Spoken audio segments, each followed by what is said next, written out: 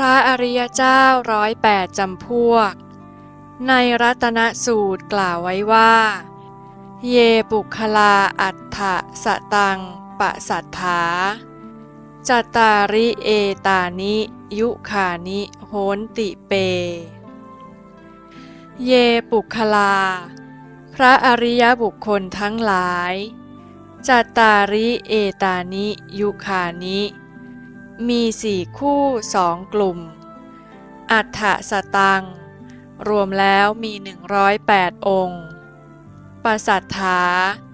พระพุทธองค์ทรงสรรเสริญอย่างยิ่ง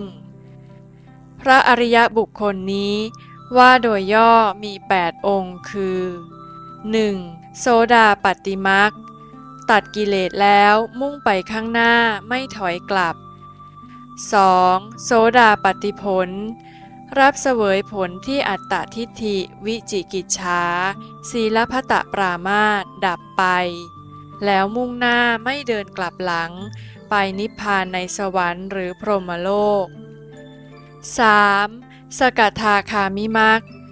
ตัดกิเลสแล้วทำให้กิเลสอีก8 ประการเหี่ยวแห้งไปไม่มีเรี่ยวแรง 4. สกทาคามิผลรับเสวยผลแห่งกิเลสที่เหี่ยวแห้ง 5. อนาคามิมรรคตัดกิเลส6 ประการและกิเลสอีก2 ประการอย่างละครึ่งคือมานะครึ่งหนึ่งและถีนะครึ่งหนึ่ง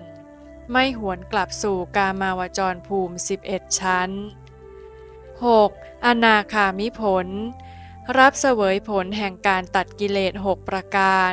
และอีก2 ครึ่งดังกล่าวไม่กลับมาสู่กามาวจรภูมิจะไปนิพพานในพรหมโลกชั้นสุทธาวาส 7. อรหัตตมรรคตัดกิเลสอีก2 ครึ่งที่เหลือหมดจดจากเหตุธรรมทั้งหลาย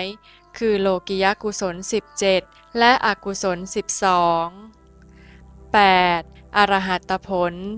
รับเสวยผลแห่งการไม่มีใจอกุศลอกุศลเจตสิกใจกุศลและกุศลเจตสิกคือรับเสวยอรหัตผลใจไม่ตายเสวยสัอุปาทิเสสนิพพานและอนุปาทิเสสนิพพานพระอริยบุคคลดังกล่าวมานี้เรียกว่าพระอริยบุคคล8 จำพวกแต่เมื่อกล่าวโดยละเอียดแล้วมี108 จำพวกคือ 1. พระอาจาระมรรคอริยเจ้า4 องค์ 2. พระมรรคอริยเจ้า4 องค์และ